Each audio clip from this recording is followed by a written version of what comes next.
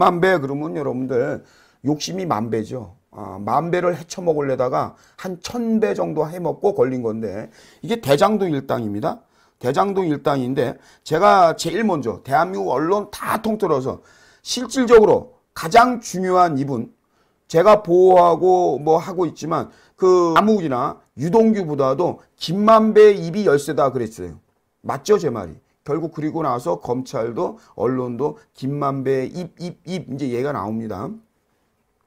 왜 이게 이렇게 되냐면 대장동 일당, 정영학, 남욱, 유동규 등 이 대장동 일당과 그리고 이재명 일당, 예, 이제 기득권층이죠. 제도권에 이재명, 그 다음에 김용, 정진상 이 일당의 중간에서 로비를 한 것이 바로 로비스트가 김만배예요. 기자 출신의 김만배. 그러니까 김만배는 모든 걸 많이 알고 있음과 동시에 이 범죄의 핵심적이고 그리고 이 범죄 수익금, 지금 검찰이 찾아야 되는 돈, 다시 말해서 법원으로부터 인정받은 돈입니다. 이건 범죄 수익금 무려 4,446억 원 법원에서 허가를 내준 거예요. 추징 보존하라. 이거 빨리 찾아내라는 겁니다. 지금 김만배 일당의 범죄 수익을 4,446억을 찾아야 되는 게 검찰입니다. 그래서 대한민국 검찰 중앙지검 송경호 중앙지검장이 있는 데서 자금 추적 전담반을 꾸렸어요. 계좌 추적의 전담. 그래서 돈을 범죄 수익금을 지금 찾아내고 있습니다. 그런데 지금 이 김만배가 지난 14일 날 극단적 선택을 합니다. 지난 14일 날 새벽 2시서부터 계속 자신의 변호사와 자해를 하면서 전화도 합니다. 전화하면서 자해도 합니다. 그거 희한하죠? 무려 열 몇 시간 동안 합니다. 그러면서 이 변호사가요, 새벽 2시서부터 극단적 선택을 할 것 같은 조짐을 느꼈다라고 하면서 정작 경찰에 119에 신고한 것은 그날 오후 9시 50분입니다. 9시 50분. 예? 그런데 처음에는 어떻게 나왔냐? 생명에 지장이 없고 언론에서 경상이다 이랬어요. 경상. 얘기 잘 들으세요. 경상. 저만 본 게 아니에요. 그 언론 다 뒤져보면 나옵니다. 생명에 지장 없고 경상이다 이랬어요. 시간이 흘러갑니다. 중환자실에 있다는 보도가 나옵니다.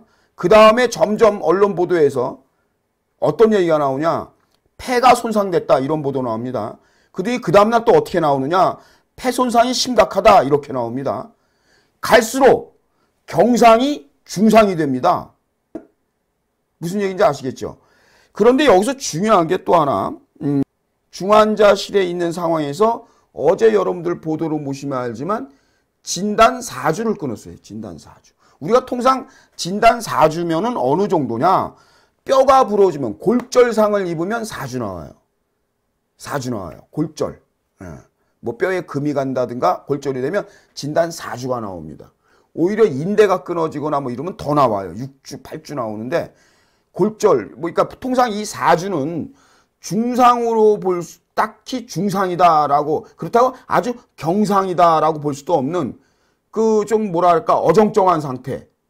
진단 기간으로 봤을 때 그렇다는 겁니다. 보통 여러분들 중상 그러면 뭐 8주, 12주 막 이래요.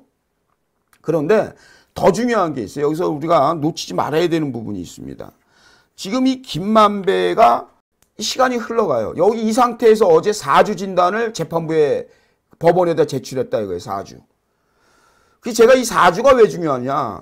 보통 4주 진단이 나오든 8주 진단이 나오게 되면은요. 이분은 입원실에 있다고요. 여러분들 주변에 중환자실에 입원했거나 아니면 환자, 가족 중에, 친척 중에, 동료 중에 중환자실에 입원을 한 이력이 있는 분들에게 오늘 한번 여러분들이 주변에 한번 여쭤보세요. 통상 중환자실에 가 있는 분들은 생명이 위독한 사람이 갑니다. 두 번째 뭐냐면 그 위독한 사람한테 진단이라는 것은 무의미한 거예요. 진단 몇 주라는 기간을 특정할 수가 없는 겁니다. 그래서 주치의나 전문의가 억지로 떼재면은 진단 몇 주를 뗄 수는 있겠죠. 억지로라는 말을 제가 합니다. 그런데 통상적으로 중환자실에 들어가서 어떻게 될지, 오늘 잘못될지 내일 잘못될지 모르는 분들이 들어가 있는 중환자실에는 진단이라는 걸 발급을 한다? 여러분들이 어떻게 생각하세요? 저는 이 진단 사주를 발급받아서 재판부에 법원에 제출했다고 그러거든요. 그게 애초에 전화를 걸면서 변호사와 통화하면서 막 자해를 했다는 것도 저는 뭐 여러분들 납득이 안 가고 일반적이지가 않고 걸어 나와서 자기가 진술하다가 갑자기 병원에 아주대병원에 입원하니까 입원하면서 나 중환자실로 가야 되겠다 죽겠다 이제는 또 어떻습니까? 의사는 괜찮다고 아무리 그래도 제가 지난번에 얘기했죠. 이 병이라는 게 어떤 거냐면요. 의사는 당신 괜찮아. 내가 박사야. 내가 전문이야. 꾀병 부리지 마. 그러는데 김만배가 막 손짓발짓하면 말이 안 돼 말해. 이러면 입을 엽니까? 막 찢어요. 그냥 말하라고 혓바닥을 막 뽑나? 이게 여러분들 고도의 전술이에요. 깔끔하게 어떻게 해서 보면 극단적 선택으로 딱 죽음에 이르면 모르는데 죽음에 이르면 또 어떠냐. 김만배가 그 돈을 좋아하는 김만배가 이 와중에도 돈을 계속해서 숨기잖아요. 범죄 수익금 은닉할 정도로 이 김만배가 돈을 사랑하는 사람인데 돈을 놓고 죽겠습니까? 그래서 저는 합리적으로 이번에 김만배 쇼는 철저히 기획이 되어 있었다.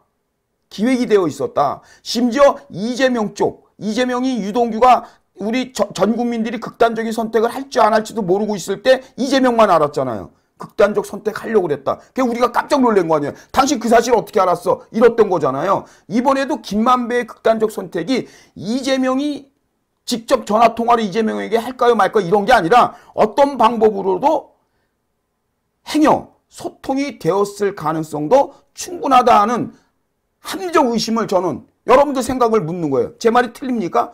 왜 그러냐면 이렇게 이 극단적 선택이라는 이 김만배의 정말 이상한 퍼포먼스라고 할까요? 이거는 납득이 안 가요. 납득.